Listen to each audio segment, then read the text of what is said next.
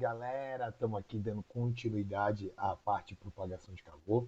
A gente faz essa aula simples de termologia e vamos falar de equação de Fourier, fluxo de calor, né? A gente dividiu aquela aula anterior, tá, em três pedaços. Eu falei na primeira, na aula anterior, de condução, convecção e radiação. Nessa aula eu vou falar de fluxo de calor e na aula posterior eu vou fazer algumas aplicações, falar um pouquinho de garrafa térmica, falar de ventos, né? O vento maral, vento terral, ou seja, brisas litorâneas. E aí a gente finaliza, né, essa parte de método de propagação de calor. É uma coisa que cai bastante no Enem, uma coisa que cai bastante nos vestibulares, então é algo que faz, né, jus aí à importância que ele tem, tudo bem? Então vamos que vamos. Ó, sem mais delongas. Gente, eu falei do método de transferência de calor que era chamado de condução, né? Que a energia ia passando de partícula para partícula.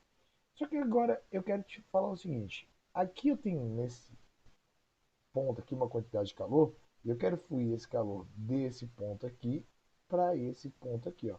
Tá? Então a gente vai fluir o calor de um ponto para o outro, tudo bem? A gente vai ter um fluxo de calor, ele vai sair de um ponto e chegar no outro. Obviamente a gente vai ter uma diferença de temperatura e vai ter um comprimento, né? Eu não sei se vocês já viram, por exemplo, né, que em condomínios a gente tem que ter portas corta-chama, tem que ter algumas maçanetas especiais, né? Então, o que que acontece? Tá? Isso aí tem tudo a ver com essa ideia de fluxo de calor. Tá? Os materiais isolantes vão ser materiais que têm baixos fluxos de calor.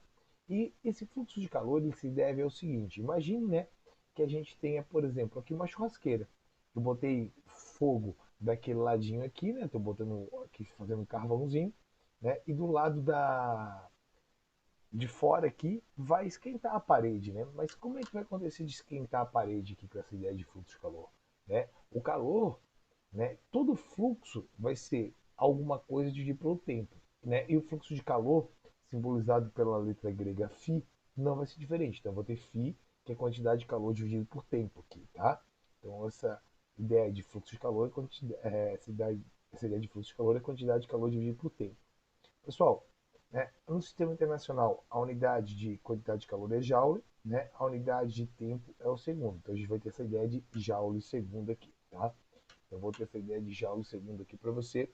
E olha que legal, né? E eu vou estar fluindo calor ali para ti, de um lado para o outro. Mas aí tu vai falar assim, tá, Tony, mas esse fluxo de calor é só pegar a quantidade de calor e dividir pelo tempo? Galera, legal se fosse tão fácil assim, né? Vou botar minha carinha aqui para não atrapalhar tanto, né? Legal se fosse tão fácil assim. Deixa eu diminuir um pouquinho isso aqui para te ajudar aqui. Pronto. Mas não é tão fácil assim, né? O fluxo de calor ele depende de algumas coisas. Primeiro de tudo depende do material, né? Quando a gente vai fazer a nossa churrasqueira, tem alguns tijolos que a gente usa na nossa churrasqueira lá que impede um pouco, né, essa ideia do calor sair de um ponto para o outro, né? São os tijolos que a gente chama de refratários, não ou tijolos de churrasqueira. Pessoal, então olha só que bacana, né?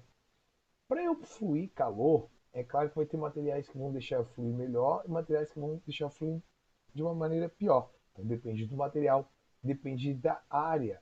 Né? Quanto maior a área, mais calor eu vou conseguir dissipar de um ambiente para o outro. Então, quanto maior for a parede da churrasqueira, mais calor eu vou poder dissipar de um ambiente para o outro. Depende da variação de temperatura. Né? Ou seja, aqui vamos supor que eu tenho uma temperatura muito alta e no outro ambiente, né, que tem separação, eu tenho uma temperatura muito baixa. Então, esse fluxo de calor, se tiver uma variação de temperatura muito grande, esse fluxo de calor é maior.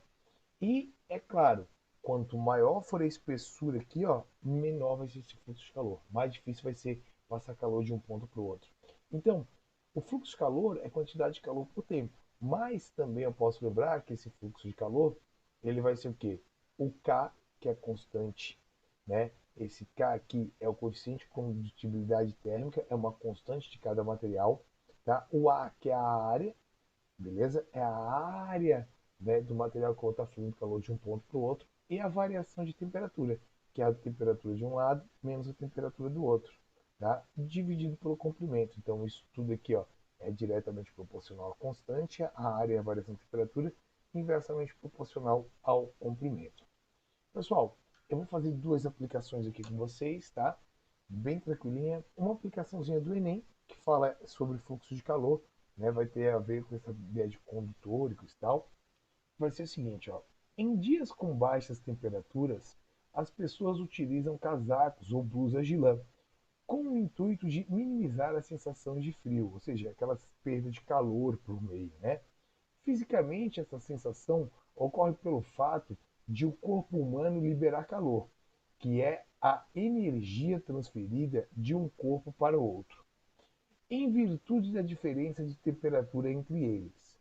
A utilização de vestimentas de lã diminui a sensação de frio. Por quê? Né? Possui a propriedade de gerar calor. Galera, a menos que a tua jaqueta de lã, tua blusa de lã ali, esteja ligada na tomada e tenha um resistor, ela não vai produzir calor aí para você não, tá? É constituída de material denso, o que não permite a entrada do frio. Pessoal, não é o frio que entra, né? Lembra aquele. Cara, vocês não vão lembrar, vocês geralmente quem vai estar assistindo isso aqui é mais novo. Mas tinha uma propaganda da Pernambucana. É o frio, deixa eu entrar. Daí eles diziam assim: não, sou o casaquinho, não vou deixar o frio entrar. Na verdade, não é o frio que entra, né? Era uma propaganda meio coisa.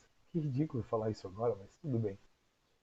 C. Diminui a taxa de transferência de calor do corpo humano para o meio externo. Então, ó, diminui realmente aquele fluxo de calor. Essa aqui seria a resposta certa, a letra C. Tudo bem? Tem como principal característica a absorção de calor, facilitando o equilíbrio térmico, nada a ver, né? Está em contato direto com o corpo humano, facilitando a transferência de calor por condução. Também não tem nada a ver. E agora vamos fazer uma, né, que atende aqui aos quesitos de cálculo para a gente. Então, olha lá. Ó, uma placa de alumínio de 1 metro quadrado, então a gente tem uma placa aqui, né? Ó, essa plaquinha de alumínio. Vou até fazer ela aqui com uma espessura. Cara, lembra que o alumínio ele conduz muito bem, tá? De 1 metro quadrado, beleza? A área, então, é igual a 1 metro quadrado, beleza? Né? De superfície e 10 centímetros de espessura. Então aqui ele vai ter um comprimento L é igual a 10 centímetros de espessura. Foi usada para separar dois meios de temperaturas constantes iguais a 20 graus Celsius e 100 graus Celsius. Né? Então aqui, ó, 20 graus Celsius e 100 graus Celsius. Então, a gente tem uma diferença de temperatura aqui. Eu vou botar ΔT igual a quanto? 80 graus Celsius. Determine a intensidade da corrente térmica através da placa. Após ser atingido o regime estacionário, tá? Ou seja, ele quer que eu determine a intensidade de corrente térmica, o fluxo de calor, tá? Fluxo de calor, a gente vai lembrar que é simbolizado pela letra grega φ, que é quantidade de calor pelo tempo. Ele fala assim, mas Tony não me deu a quantidade de calor de tempo. Mas calma, ele me deu o fluxo de calor aqui, ó, dessa maneira. K, que é a constante, vezes a área, né? Aqui ele me deu a constante, né? Ali a condutividade térmica do material, vezes a área, vezes a variação de temperatura, delta θ ou delta T. Vou botar delta θ, que geralmente os vestibulares trazem como delta θ, tá? Dividir pelo comprimento. Pessoal, nós temos que ficar muito atento aqui a uma coisa. Em geral, tá? A constante, ela vai estar aqui em metro, né? Vai ser calorias por segundo metro grau Celsius. Ou vai estar, às vezes, aqui no sistema internacional, joules segundos, metros Kelvin, tá? Então, o que que acontece? Aqui ele está em centímetros, então tu tens que ficar muito atento a algumas coisas. Esse K é 0,5, tá? Vezes a área. Qual é a área que a gente tem aqui, ó? 1 metro quadrado. Pô, mas aqui está em centímetros. Então, galera, eu vou ter que lembrar que 1 metro quadrado, olha que legal, 1 metro quadrado é a mesma coisa que 10 na quarta centímetros quadrados, né?